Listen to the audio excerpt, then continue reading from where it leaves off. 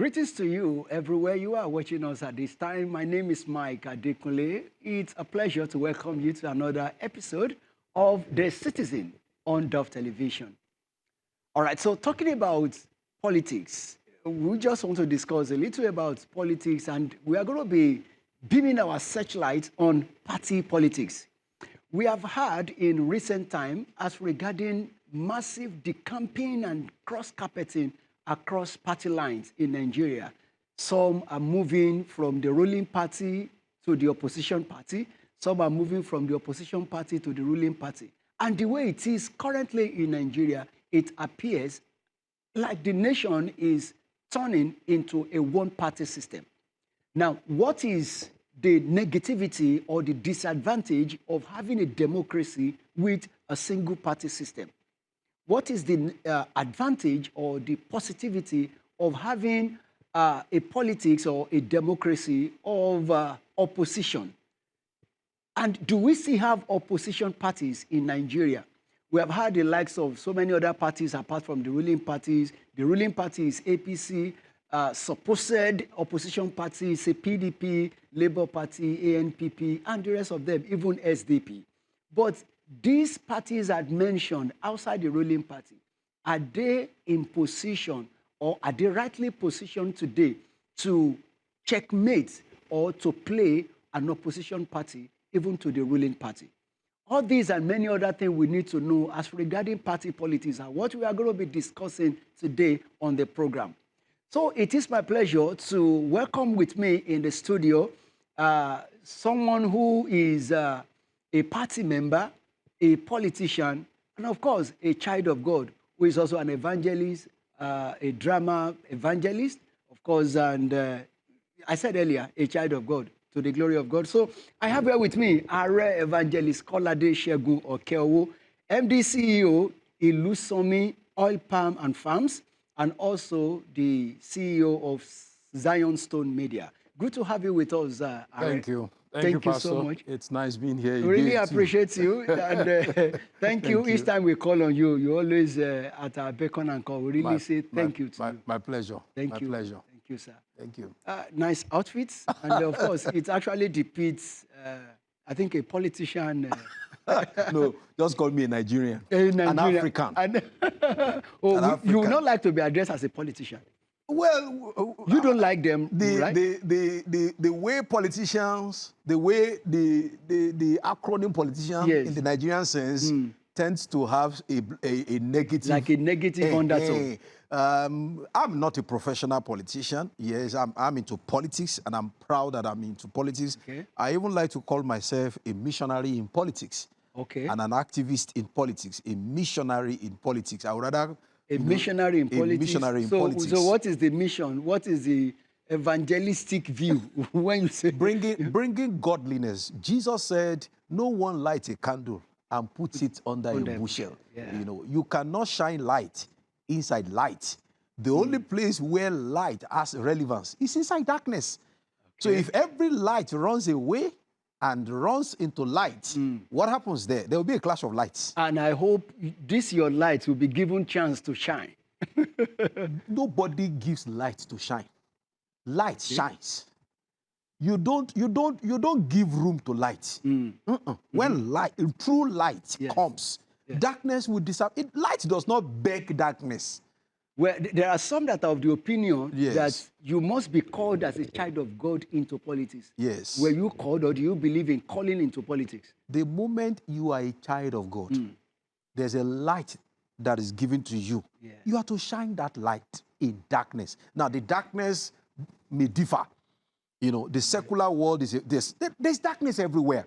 Let's not demonize politics and give the impression that it is only within politics that we have darkness. Do you know that there are forms of darkness even within the church? Okay. Yeah. There are some forms of darkness that needs to be shined light on, even within the church itself. In the secular world, in the marketplace, in the banking profession, in sports, in media, darkness is everywhere.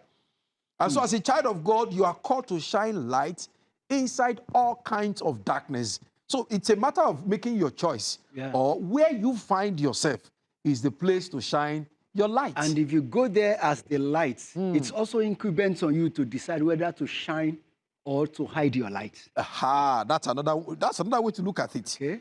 For example, the moment I got into politics, I mixed no word in letting everyone know I'm a Christian and I have no apology for being a Christian. So for announcing that, were you given the rightful privilege? It's not even a question of announcing. It's a question of your courage. Your courage. Your beliefs. Yeah, yes, your beliefs. And not having apology. Not apologizing for who you are. Well, but they say that sincere people don't do politics. That's not correct. That's not correct. Sincere people don't do politics. Anybody can do politics. That probably is for those that could, maneuver. Like maneuver. That word politics or being diplomatic with the truth, trying to manage the truth, trying to placate the situation. That's not true. Politics is everywhere. Let me shock you. Politics is everywhere. One day, a pastor friend was arguing with me that there's no politics in the church. There's no politics. And I put it to him.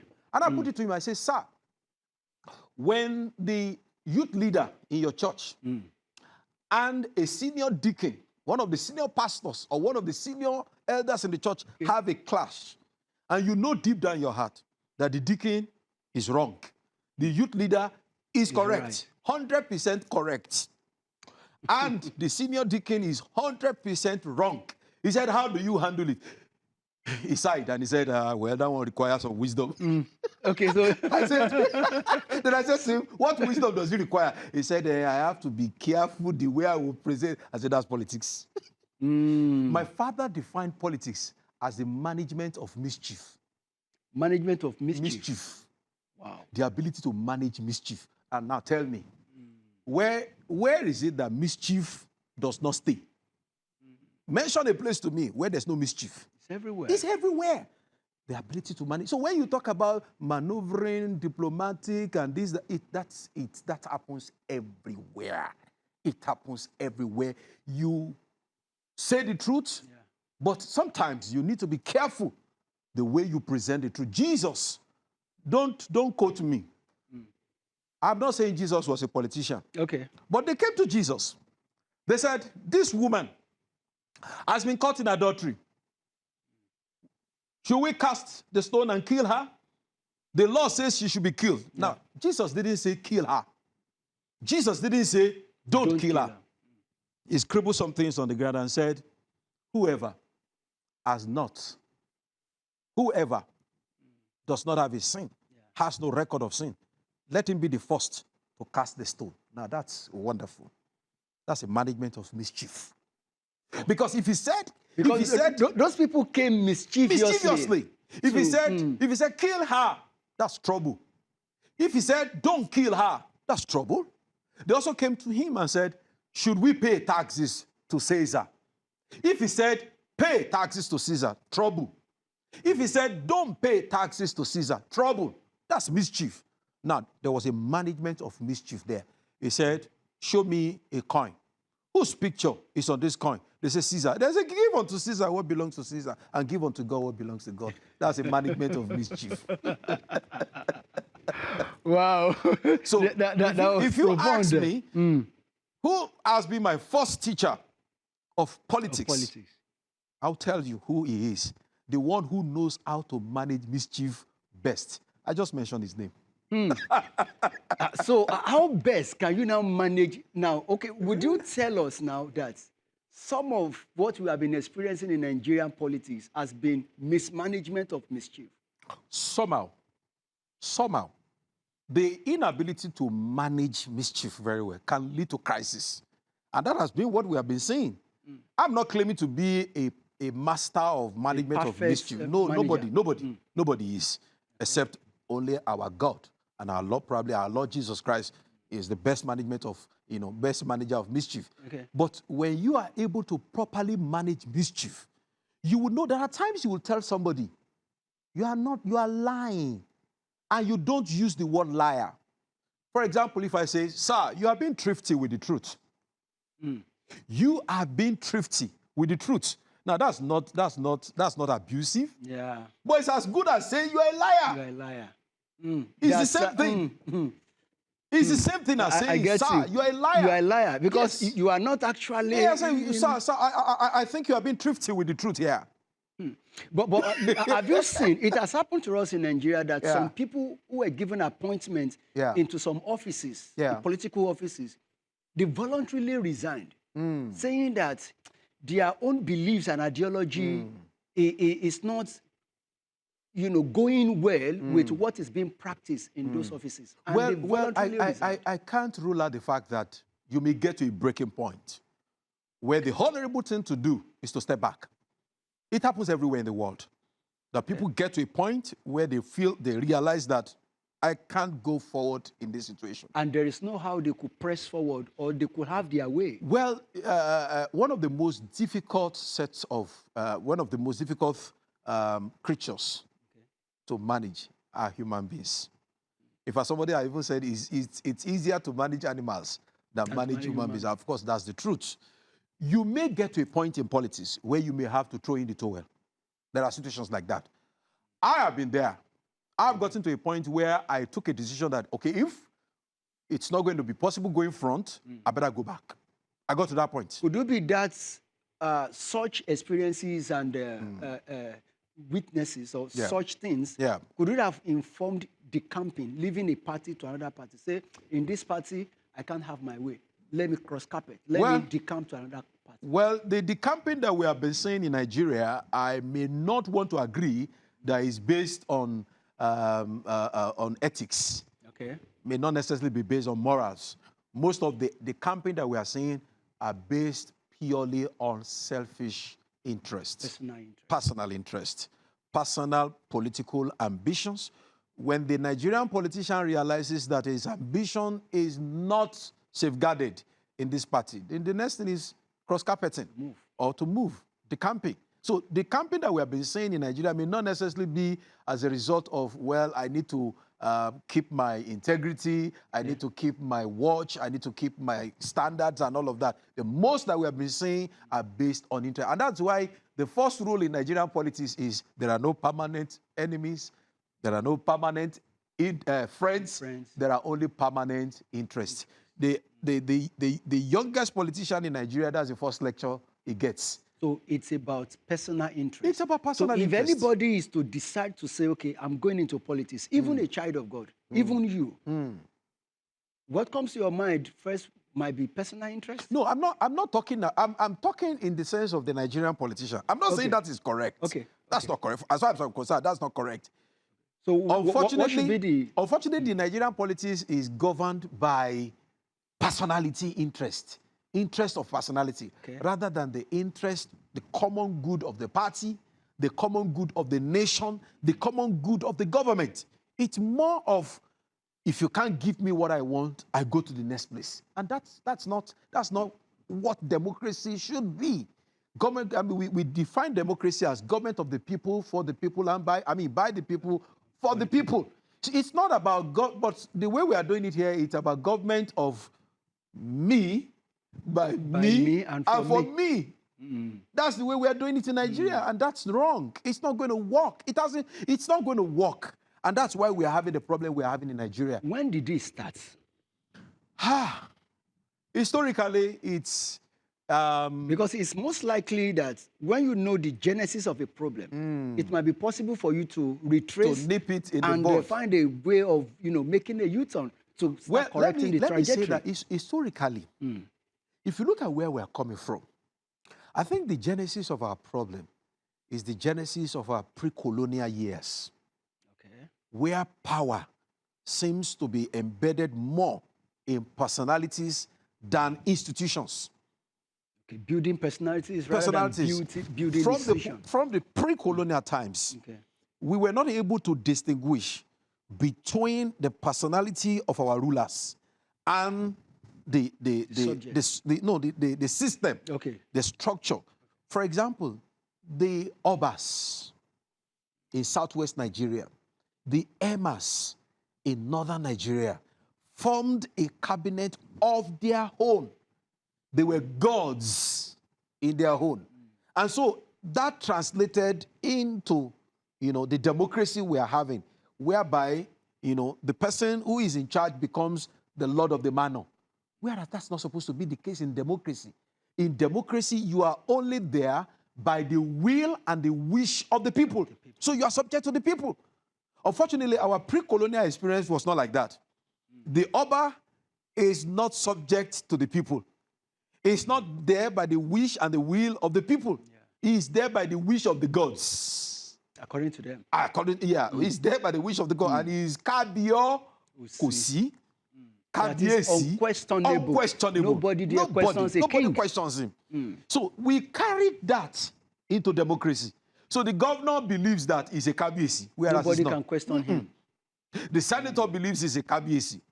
The House of Assembly member believes he's a Kabiesi, whereas it's not.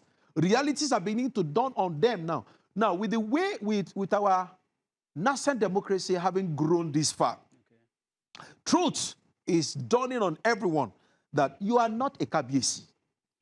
You are a servant of the people. But whoever is saying this now, because we are seeing it today, that whoever speaks against the government in a way of telling them the truth, saying the truth to the power, they get arrested. They get rolled up in one thing or the other. That is part of the relics of the ancient times that we're talking about. For instance, you and I know that in the days of the Oyo Empire, you dare not speak against the Alaafin. Not even against the Aremo, let alone. History tells us the case of an Aremo Oba, the first son of the Alaafin, who went to the market, saw a young lady, felt like, I like this lady, and instructed his guards to bring the lady right into the midst of the market. His aides formed a room for him with their flowing gowns, agbada. They formed a room for him, and right there in the midst of the market, he slept with the girl and left the girl there and went back to the palace. Nothing happened. Wow. Nothing happened. Now, what we carried from those ancient days, the remnants are still with us. And that's why people in office, they feel that same, trend. But fortunately, things have changed. Modernity has changed things. Obas go to jail now. Any Oba that misbehaves now can go to jail. We know that. We have seen some instances. We have seen some instances of Obas who went to jail, Obas who were, dethroned, and their crowns taken away from them because of some misbehaviors and here and there. But truth be told, there are still relics.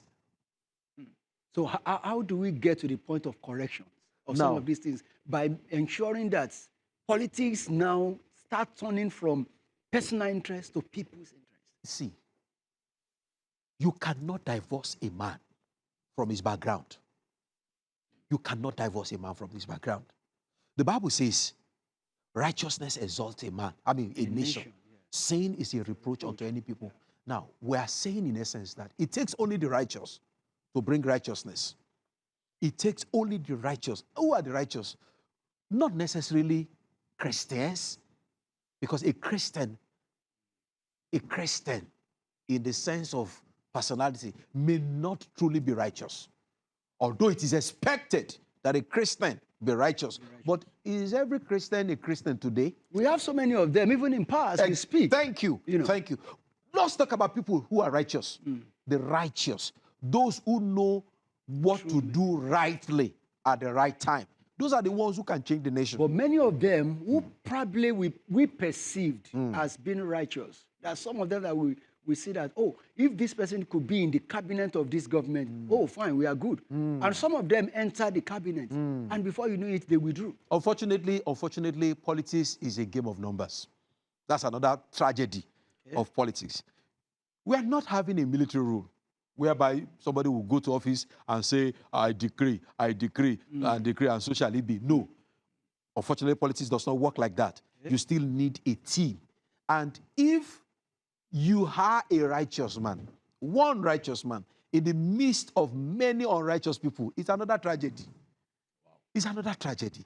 Over time, that single righteous man is either he gets tired, he gets fed up, overwhelmed. Or he's overwhelmed. So it's not just a question of, one righteous person, go, we are sending you. No, it doesn't work like that. And that's why some of us, we have been clamoring. We have been clamoring through different platforms, majorly the Directorate of Politics and Governance, which by the grace of God has been sanctioned by our Father in the Lord in the Redeemed Christian Church of God, that we should go ahead and do political sensitization, political education. That's why we have been talking. That is not just a question of pushing one person and say, go and perform miracle. What miracle will he perform? Yeah, why is it so difficult to build a team of righteous people?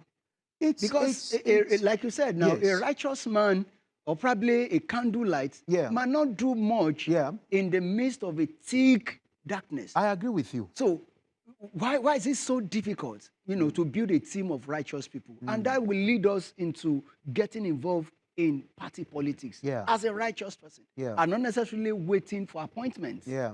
You see, the truth that we must tell ourselves, while we are encouraging people to go into politics, we are not just pushing people. We also must train them. We must raise them. In the church, we don't just push people into mission fields, do we? No. We don't just push people in the church. For example, in our church, we have a structure.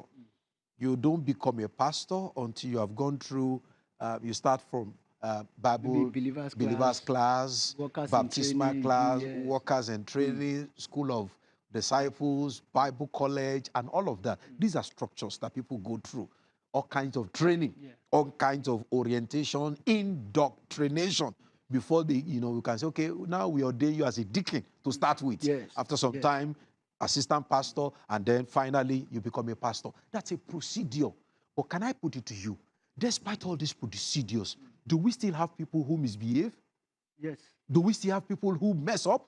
Despite all this training. Now, come to think about it. How do we expect miracles to happen when some people have not gone through any kind of structural training, and we expect them to go into politics and go and perform magic? Righteousness, yes, is a seed, but it's a seed that requires pruning. It's a seed that requires, nurturing.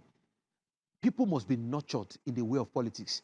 Thank God for the Directorate of Politics and Governance. We are setting up a curriculum now, a curriculum of training, whereby people are not just pushed into politics and say, go and perform magic. Which magic? But it feels like when it comes to politics in Nigeria, people are not, there is no waiting period. There is. Informally.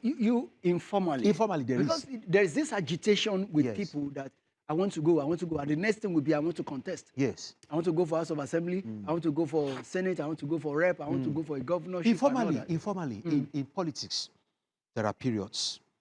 There are waiting periods. Okay. I have been in politics for more than 20 years now. Okay. It's a waiting period. I'm going. I have a leader. I walk through a leader. I have a political mentor. As much as I have spiritual leaders in different areas of my ministries, I also have leaders in politics who are guiding, who are nurturing. Call them godfathers. Call them any name. That's who they are. They are also bringing up. There are people who are growing up like that silently. It's not a formal school, kind of. It's an informal arrangement where people grow up under leaders, political leaders. And, don't be surprised when one day a leader handpicks somebody and says, it's time for you. You are the one that will go for this election. And he goes and he wins the election. Because they have structures. They have put structures in place. So they can say, it's your time.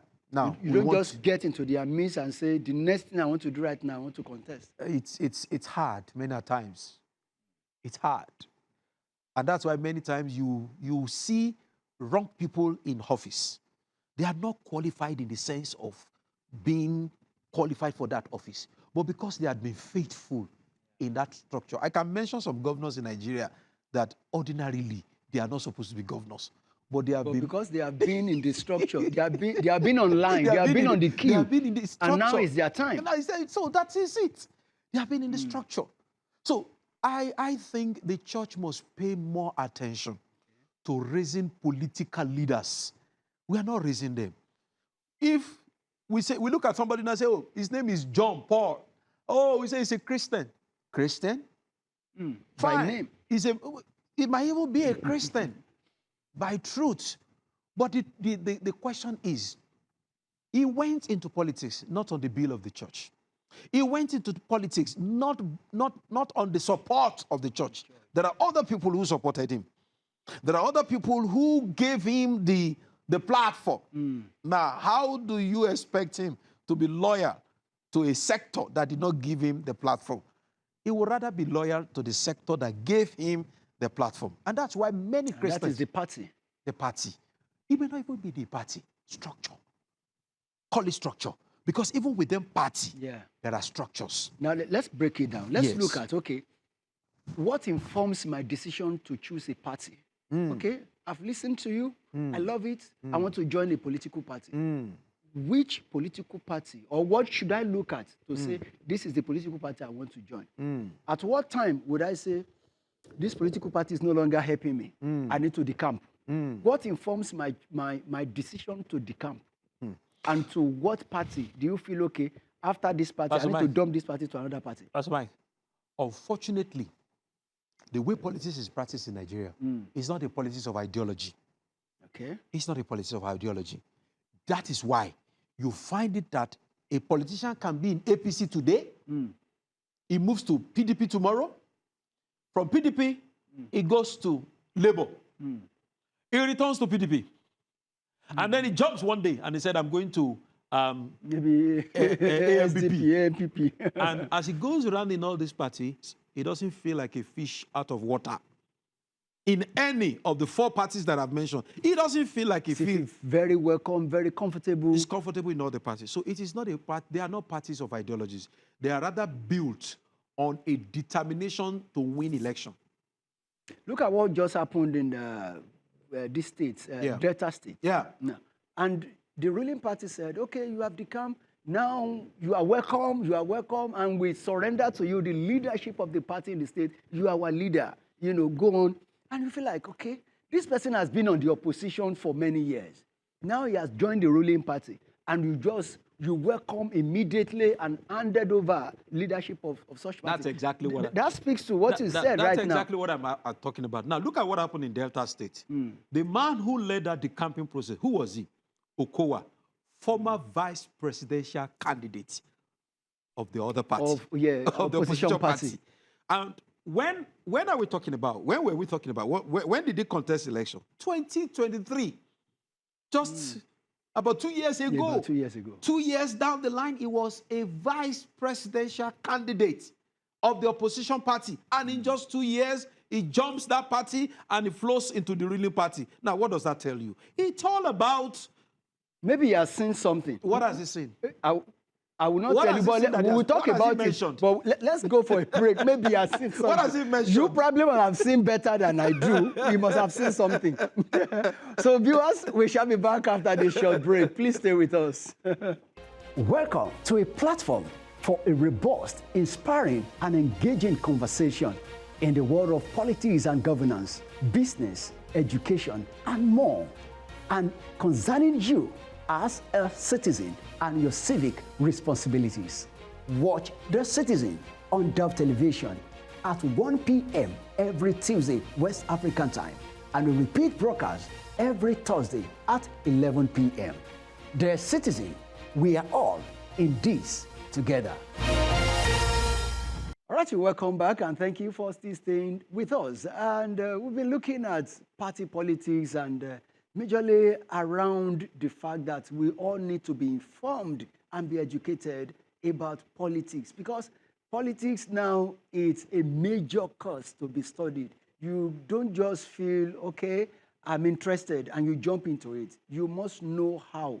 You must know when. You must have your tactics. You must have your, your teeth were crossed and your eyes were dotted.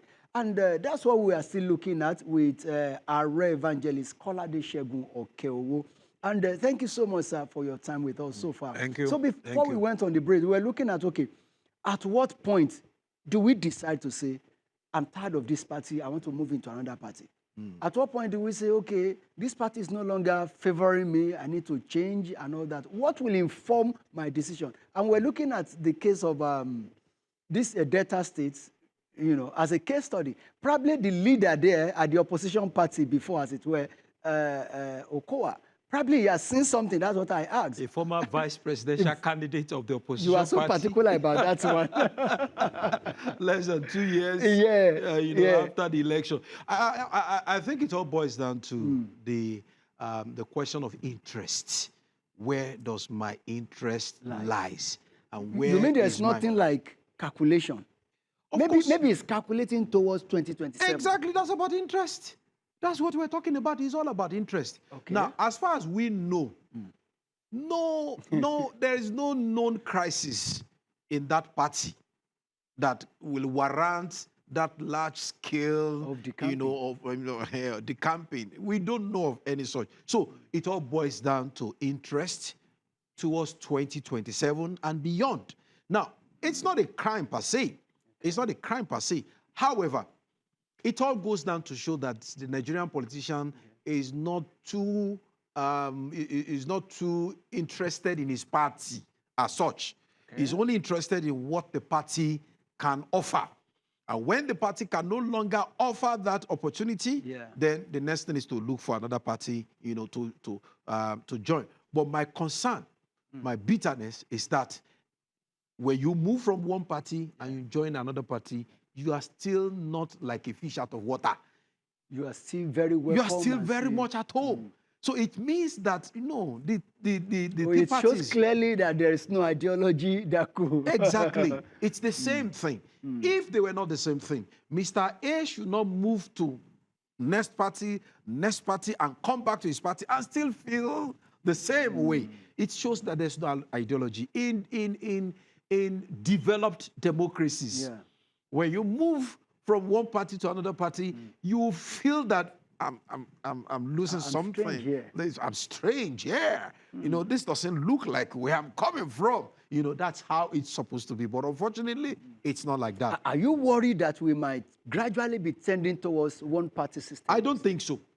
I don't think so. In a democracy where people are more conscious about what is available, the trend will go around. What is happening now will go around. The party that is receiving the campaigns today is like the Yoruba proverb that says, now I see. The cane you use to beat the senior wife, is still kept somewhere for the new wife. For the new wife. Okay. Because a little upset will turn around the table. Because these people, like we said, they are not moving to this party for ideological reasons. They are not. So by tomorrow they could still return back to where they are coming from. If the table changes, they will return back to where they are coming from. So to think that there will be a one party in Nigeria, I disagree. It won't just happen. With the kind of nature that our politicians have, with the kind of nature of where is it happening. So it's about where it's happening. Don't forget, the ruling party will never be able to contain everybody. Will never be able to contain everybody. The appointments will not go around. The opportunities will not go around. So somebody is going to get angry and say, I've been here, and then nothing has happened. They have not given me anything. And then they say, okay, we're going to upstage a walkout. And we're going to upstage an upset. We're going to cause an upset. And then there's an upset. And the other people who have decamped say, there's an upset here. We better go back to where we're coming from. So it's like that. In a country, in a politics of greed, one party will not win. It won't happen. Mark my words. Nigeria will not lead into a one-party system. It may look like that, but there will be an upset. But it appears that even the voices of the oppositions are muted. It may seem like that. It appeared like that too. It has appeared like that too. Okay. There was a time that somebody was so sure, and he said PDP was going to rule Nigeria for 130 years or something like that. The circumstances were so favorable.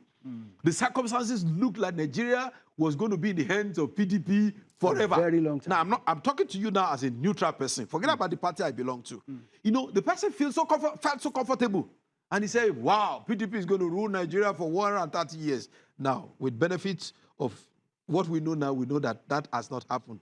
Now, with this situation now, anybody can look around and say, wow, APC is taking over everything. Wait for a single upset tomorrow. And you'll be shocked to see everybody's quarreling around an alignment. It won't take time. Alignment will take place. Wow. And then those who are singing Hosanna will start singing Crucify Him. And that is people for you. That is it. Now So Nigeria will not slip into a one-party system. It won't happen. Okay. It won't happen. We take your word for it. you are the experienced one here. It's not my word. It's about what is on ground. It's about the historical antecedents. We study history. We see what has happened. We can predict. We are only predicting. We are not prophesying. We are only predicting that based on what we have seen, based on the antecedents of the past, based on historical evidences and historical antecedents, it won't just happen. But of a truth. There was a time, Okay. MPN was all over the place. After some time, MPN started taking over some states in Nigeria. I mean, even in the southwest, Okay. as close as Oyo State. MPN came as close as Oyo State when Omololu Oluloyo became the governor of Oyo State on the platform of MPN, National Party of Nigeria, Shagari's party. You know, it seemed like it was impossible for And then MPN. it was a northern party. It was another party. It seemed impossible that a northern party would come up. But the National Party of Nigeria, MPN, defeated the incumbent, Dr. Bolaige. Defeated Dr. Bolaige right in Ibadan at that time. We thought it was not, I mean, the MPN gradually, MPN, but something happened. There was an upset. Okay, of course, that was a military intervention. But I can tell you for free, in a few years to come, if NPN had stayed like that, there will be a scurry of the campaign. People will start the campaign to MPN, they will start the campaign, and then MPN will begin to take over some states. But some upset will happen again. The APC that we are looking at today, I ask you, how many states was APC governing? The real APC, Yeah, which then was it was old, one, yeah. old AC, old yeah. AD, Alliance for Democracy. How many states? One single state. Gradually, it crept on, upsets here and there, upset. Upsets are not limited to one party. Upsets can happen. So don't rule out upsets in 2027. If there's an upset in 2027, you will see. Do you think there could be one form of inducement or the other to ignite upsets or to stir up the campaign plan, you know, from one party to another? Nothing goes for nothing in nothing goes for nothing in politics. It might not necessarily be financial inducement. Okay. It could be cajoling. It could be offers. Okay. Juicy offers. Come over to our side. If you come over to our side, it's like evangelism. If you go out for evangelism, what do we do in evangelism? Come. If you come to Jesus, you will get this. You will get this. Oh, there's political evangelism too. I'm sorry for the use of that word. Yeah, I understand. But that's what they do. Oh, come to our side. If you come to our side, we'll give you this. Okay, let's give you 2 ministerial slots. Okay, what about boards? What about 10 board appointments? We'll grant it over to you. It's all about, it's politics. Politics is a game of inducements, a game of buy-in, sell out, negotiations, give and take. That's what politics is all about. That is, you've rightly established earlier that it's about interest. Yes. And it's so unfortunate that that interest is mere personal interest and nothing of the people. Unfortunately. But then all of them will come out to say, we have consulted with our people. Yeah. It's our people's decision. Yeah. They want me to leave this party to another party. Yeah. It's about my people. Yeah. Are they truly saying that to the sense of people? Well, people as far as I know, those could be political languages. Oh, okay. Yeah, but Your languages. Well, so your languages. Political languages. Okay. Now, every politician will even come out to say, are you going to contest the election? Well, I will wait for my people to decide. I will, when my people take a decision, then I will. I'll let you know. Of course, that could be a way of giving honor, moral honor to the people. By saying, well, my people will decide. Okay. My people will tell me what to do. Of course, it is expected. Even if you are taking a decision of your own, remember the people that put you in office. So you cannot completely downsize or completely negate them for saying such things. That I will consult with my people, I will hear what my people are saying, and if my people want me to go, I will go. That's a way of saying, of course, consultation is part of politics. It's part of politics. And you cannot rule out the fact that they didn't make consultation. Now, the consultation, the people they consult with may not now be the generality of the people. Okay. Whether it's a representation of the people, whether it's a clerk, it's a clique of the Yeah, people, it is still the people. It's still the The people are people. Okay. People are people. But then, now let's look at it that most of so-called, okay, let me use the word so-called. Okay, let's use the word genuine Christians. Yeah. Who are going into politics for good reasons. Yeah. To Yeah. shine the light and all that. It appears that many of them don't have grassroots base. Mm. They don't have the desired follower to exist in a political party. So how do we build, grassroots base as we go into politics as Christians? Because you don't just go in there and Yeah. say, oh, I'm a Christian, I'm righteous, I want to go and shine the light. And you don't have your base. You don't Yeah. have grassroots base. Yeah. You won't succeed. We you- have seen do you- examples. Yeah. Do you know that God has answered the prayer of the church long time ago about politics? Okay. But unfortunately, we do not see the answer to prayers. It's like what happened to Abraham when Abraham was going to kill Isaac. Okay. God has answered the prayer of Isaac before, because the prayer of Abraham. Abraham, yeah. Because before he got there, the ram Has been waiting. has been waiting. The ram was even kept in the thicket of thorns so that the ram would not run away. And so that it would be easy for the old man to arrest, easily to easily pick. But it required the opening of eyes. The Bible says God opened the eyes of Abraham and he saw the ram. If he didn't see that ram, he would have killed that child, he would kill that young man. Now, that is one of the challenges we have. God has answered the prayer of the church. And how has God answered our prayer? Massive numbers of people. Wow. Massive number. Do you know that the RCCG is enough to determine who becomes the governor of Ogun State? Only RCCG. With the number that we have, RCCG is enough to determine. Why am I saying this? Okay. Who are those taking those determinations or decisions? I'm a ward leader. I'm a party leader at the ward level. I'm a party leader at the constituency level. I'm a party leader at the local government level. I'm a party leader at the state level. I've led the party at state levels, at different levels. The only level I've not been opportune is the national level. Okay. And I'm looking forward to it. Now, at our ward meetings, how many people attend ward meetings? How many people attend ward meetings? And the ward is such a powerful base. That's the base from where Adams Oshiomhole was removed as the chairman of the party. Yes, is what chairman suspended him. And that was the beginning of his crisis up to the national level. And that was what led to his removal. Now, what am I saying in essence? The number of people at the ward level are so few. And yet they take decisions. I compare our wards to parishes in the Redeemed Christian Church of God. We have more people in our parishes than wards. That forms a ward. Yes. And in one ward, in one single ward of Ogun State, we could have as much as 20, 30 parishes. So which means we have number. But the number you do not assess is a crowd. And crowds don't win elections. Okay. What wins election is structures, not crowd. Okay. You need structures to win election. What is the difference between structure and crowd? Crowd is a number. Structure is harnessed. Okay. Is harnessed. Properly, there's an arrangement. A tutoring towards a particular direction. So when you see a structure moves in a direction. What is the difference with a crowd? The crowd, They just scatter. It's just scatter. You can hear scatterto of voices in a crowd. In a structure, you don't hear scatterto of voices. You hear one voice. In a crowd, you see movements. Scattertos of movement. In a structure, you see a line.